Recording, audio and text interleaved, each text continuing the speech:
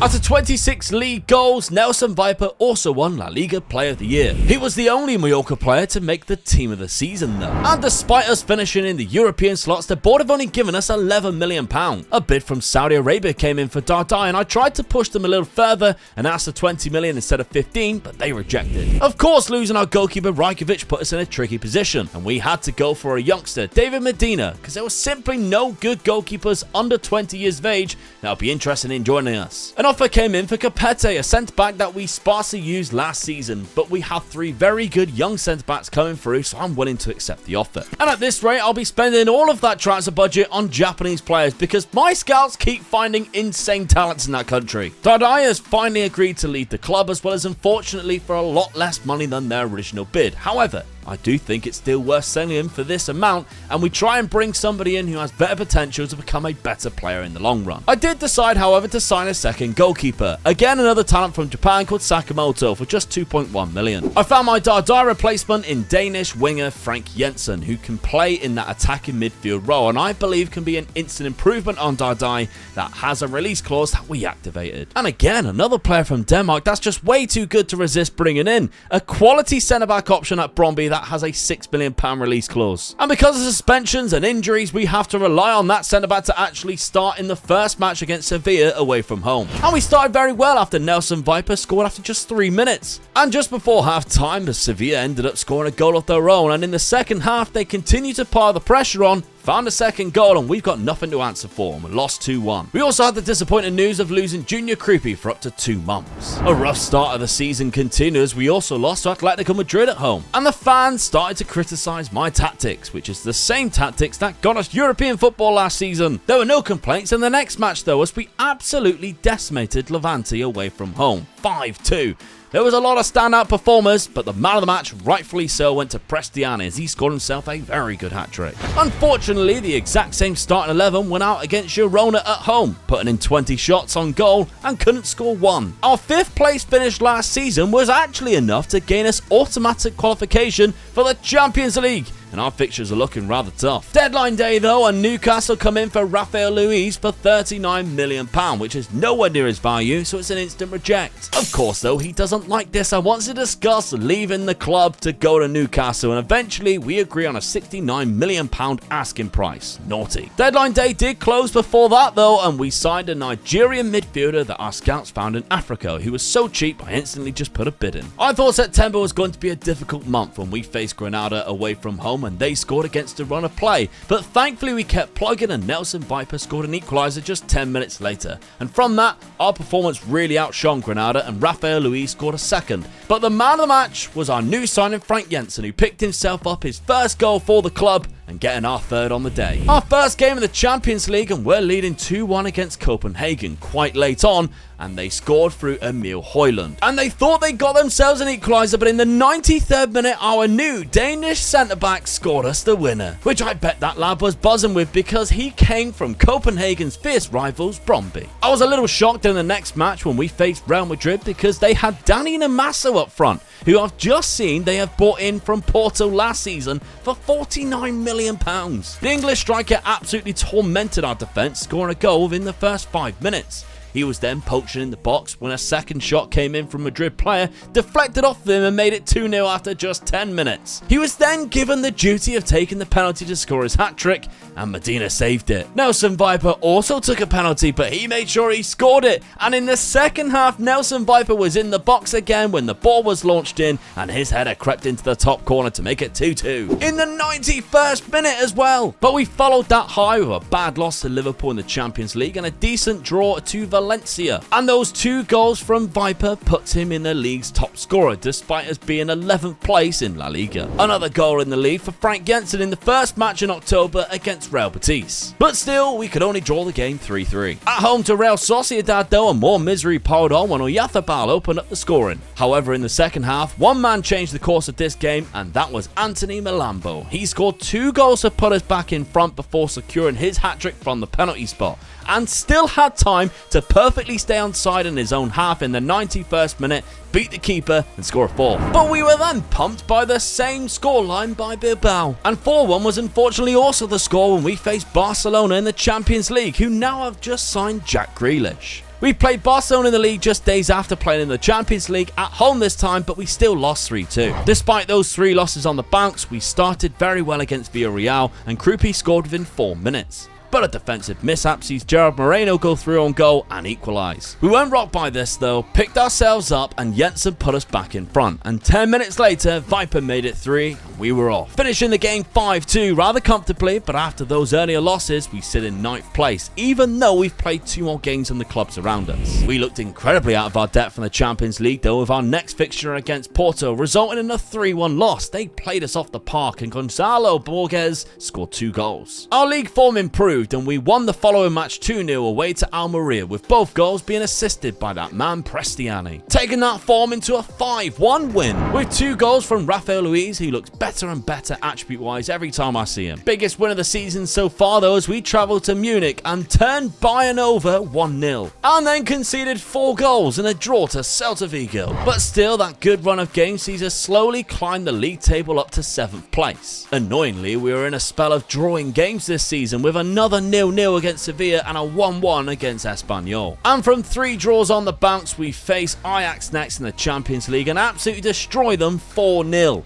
Only 1 goal was scored in the first half through Junior Krupi right on the stroke of half time, but after that the floodgates open and Rafael Luiz scored a second. Melambo scored a very good third, but the goal of the evening was Samu as he brought the ball down and buried one into the bottom corner of his left foot, which then continued to run, now extend to 10 games unbeaten in all competitions, with another 6-2 victory and a 4-1 and a 3-0, which now sees us jump up to 5th place in the league and win 3 games from 6 in the Champions League. Bids started to come in from our players now, seeing as it's January, and with Arsenal trying to sign Prestiani. However, he has been exceptional for us and there's no way I'm selling him for £50 million. I must say though, an unsung hero so far this season is David Medina. The 18-year-old Spanish goalkeeper is pulling some very good performances considering his ability and being chucked into first team football at such a young age. We played Osasuna at the start of January and beat them 5-0 in a great performance, and it was topped off by one of my favourite goals I've seen this season, that header from Nelson Viper. Our unbeaten run finally ended at the hands of Atletico Madrid as they defeated us 2-1. After failing to sign Prestiani, Arsenal also tried to sign Rafael Luiz. We rejected though and played back-to-back games in the Champions League, starting off with a win against Celtic with Prestiani scoring a 91st minute winner, followed by a 2-0 win against Monaco away from home with an unbelievable volley from our centre-back, and topped off by that Nelson Viper goal, securing a 13th place spot in the league phase and into the playoff round. Either side of those Champions League games was a 5-1 win in the Copa del Rey 3rd round and a 4-0 win against Levante in the league. The January transfer window closed right there though, and there were some bids, but I rejected them and no transfers came in or out. We are still sitting in the league table comfortably just outside the top 4 though. And in the 4th round of the Copa del Rey, we face Espanyol at home, and thankfully for us, Junior Krupi was absolutely incredible. Scored himself a hat-trick in a 5-2 win with some fantastic goals. But then we lost in the quarter-final right after against Bilbao. Back to winning ways against Girona in the league, away from home with a 3-2 victory. And straight into a 5-3 win. We are scoring a lot of goals. After just beating them in the league phase the month before, we were drawn against Celtic in the Champions League, and the first leg was at Celtic Park in Glasgow. We fell behind to a wonderful Matt O'Reilly goal, but Nelson Viper equalised 3 minutes later and then scored a penalty to put us 2-1 up. But Celtic fought back just 5 minutes after that and the game finished 2-2. Before the second leg, we headed to the Bernabeu against Real Madrid, who absolutely dominated the match despite us taking the lead on the 20th minute. And after that Prestiani goal, we held Real Madrid off to only 1 goal of their own, with the game finishing 1-1. We took some notes on how Real Madrid controlled the game against us and applied it in our second leg against Celtic, winning the game 3-0 with 2 goals from Junior Krupi. And then forgot all about that, and then we lost to 10-men Real Betis 1-0. Our first loss in the league for a while was then followed by a win at home to Napoli in the Champions League, but an incredibly difficult month ahead. We then held Napoli 1-0 on aggregate in the round of 16 second leg, all the way to the 95th minute when they finally broke us down to send the game into extra time. And we never recovered from that devastation, and they scored the winner in extra time first half. That one was an absolutely rough one to take. I also blame that on the reason why we were destroyed 4-1 by Barcelona in the next match. We were back to winning ways soon after, and back to scoring a lot of goals too. 6-2 home victory against Valencia, and then a cracking win away from home. One of the toughest places to go in La Liga, away to Villarreal. 91st minute from Junior Krupi. Absolutely phenomenal. Now, our run towards the end of the season, I dare say, is not as bad as what we were originally thinking, considering we are 5th in the league.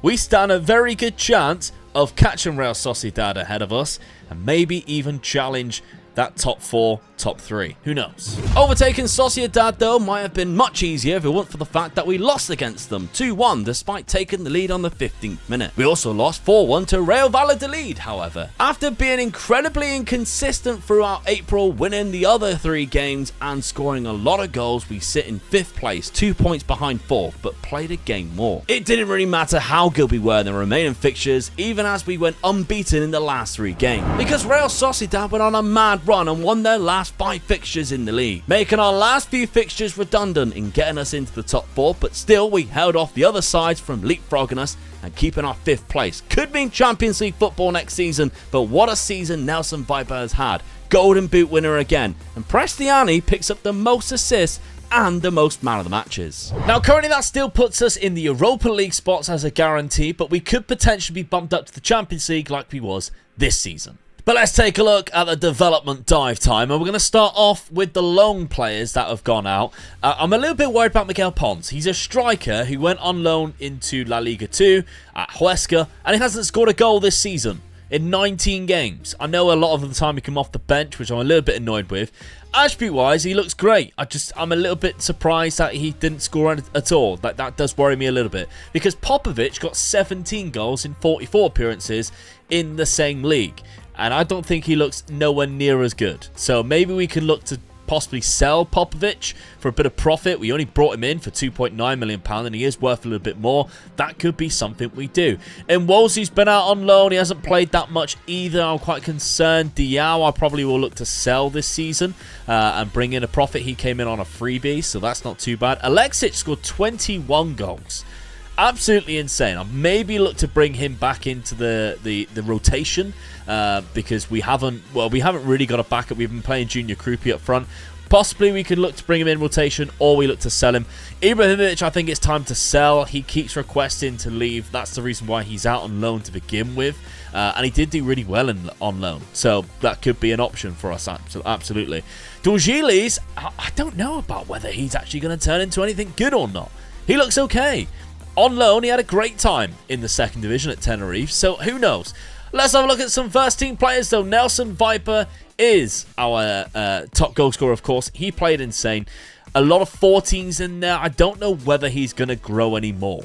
That's my only concern with Nelson Viper, but he is scoring the goals for us right now. West Ham and Roma are in for him, and like I said, we haven't really got a replacement for him yet, so for now, he's got 1 more goal in 1 extra game than what he did the season before. We can't complain too much. We just keep on doing what he's doing, really. Junior Krupi, though, has really stepped up, and I'm absolutely buzzing with his development, not to mention his performances on the pitch as well. Just 20 years of age. The guy's been insane for us this season. 11 goals, 9 assists with a very good average rating.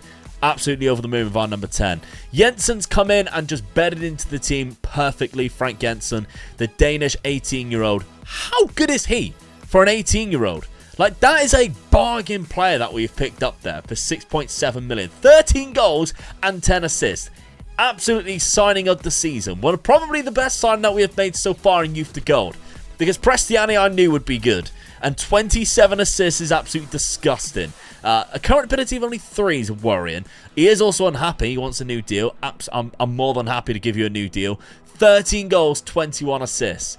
A vast improvement to last season.